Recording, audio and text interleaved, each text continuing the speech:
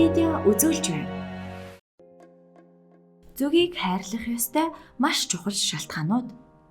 Өнөө үед дэлхий дээр зүгийн тоо толгой цөөрч устдах аюулт ороод байна. Түүнчлэн энэ нь газар тариалан дах шавж устгах бодисын хит их ашиглалт, зарим шимэгч хорхон, хяналтгүй өсөлт, цаг үеийн өөрчлөлт, хүмүүсийн буруутай үйл ажиллагаа зэргээс шууд хамаарч байгаа ажээ.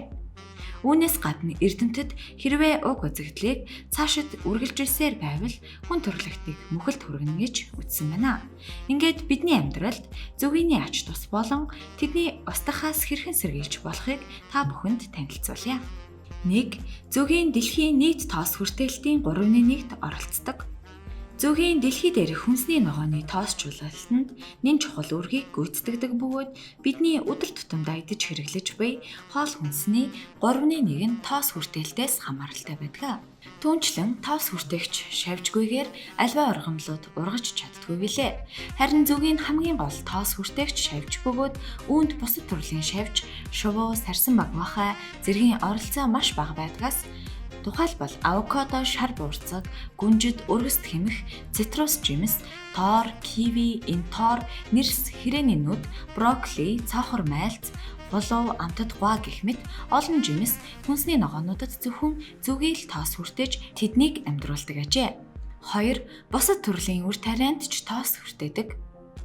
Зүгийн зөвхөн хүнсний ногоонд тоос хүртээдэггүй, тэр кофе, хөвөнгийн ургамал, цаашлаад үхэр, малын тижэл буюу царгас, хоншоонгор гэх мэт тижээлийн тармил ургамал хүртэл тоос хүртээдэг байна. Уг тоос хүртээлт нь бусад олон амьтдыг хоол хүнсээр хангадаг учраас зүгийн ажил маш чухал үүрэгтэй байдаг юм. 3. Тэд бол эрүүл экосистемийн үндэс. Зүгийн тоос хүртээлтэнд цэцэгт ургамлын генетикийг хадгалах үүрэгтэй байдаг. Өөрөөр хэлбэл зүгий байгаа экосистем хүний оролцоогүйгээр буюу байгалийн жамаараа ажилладаг гэсэн үг юм.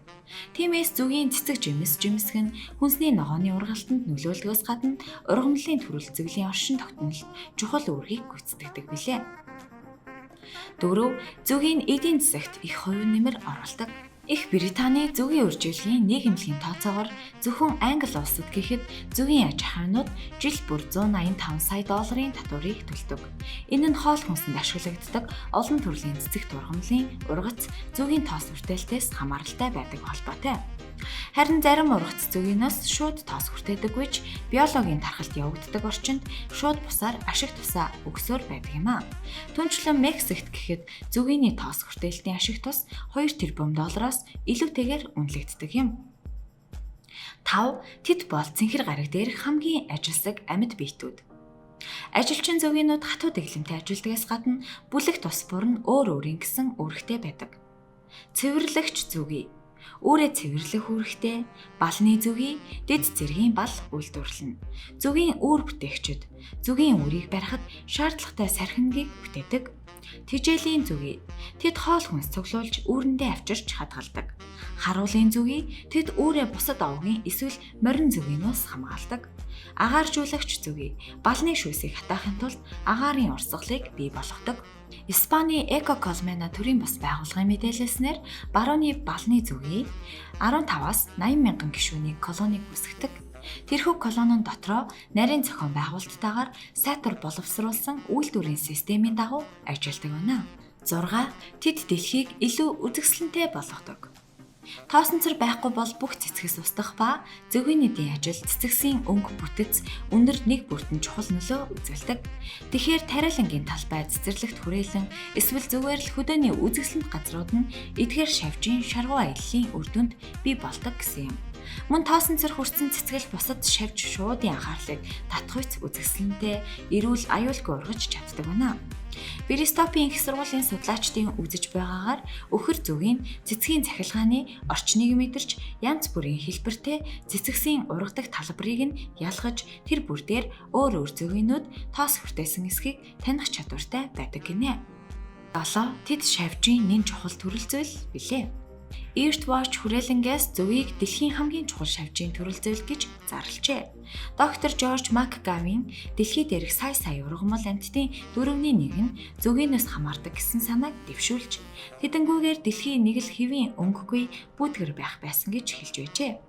Мөн тэрбээр зөвгийн тоос хүртэх ажил ойролцоогоор 130 тэрбум еврогоор үнэлэгдэж байгааг тооцоолж, зөвгийн хөдөө аж ахуйн салбарын гол үндэс суурь мөнөөс мөн болохыг нэмж дурдаад дэлхийн ертөнцийг зөвгийг өгөр төсөөлхийн аргагүй тус асуудал бидэнд аль хэдийн тулгараад эхэлжээ хэмээн ярьсан байна.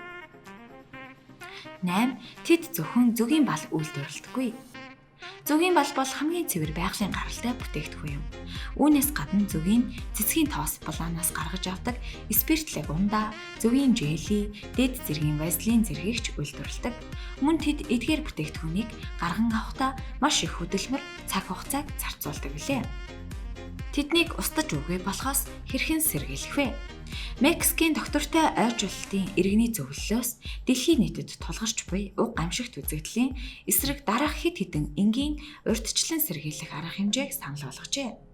Цэцэрлэгт хүрээлэн парк тэр байтугай дагтан дээрээ байгалийн гаралтай цэцэг тарих, лаванда, мандарва, хонь нүдэн цэцэг, наран цэцэг гэх мэт.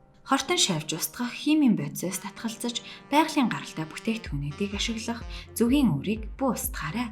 Хэрвээ зөвгийн аюулд өртөж, живж эсвэл хавханд орсон байвал түүнийг ус эсвэл зөвгийн балаар усжуулах нь хамгийн сайн арга юм а. Химийн бодис ашиглалгүйгээр мод зэгсээр зөвгийг хамгаалах байр барих, усан ориглуураар гадаа байрлуулах, та түүнийг хөгцөрсөн бялуу гантиг ус ашиглан хийж болно. Хөдөө аж ахуйг дэмжиж орон нутгийн органик бүтээгдэхүүнийг хэрэглээрэй. Жил бүрийн 5 дугаар сарын 20-нд болдог дэлхийн зөвгийн өдөр нь тэдний амьдарч буй экосистем анхаарал тавих, хамгаалах ажлуудыг олон нийтэд сурталчлах зорилготой байдаг. Зөвгий бол гайхамшигтай шавж, хүн төрөлхтөн бид тэдэнд маш их өртөө.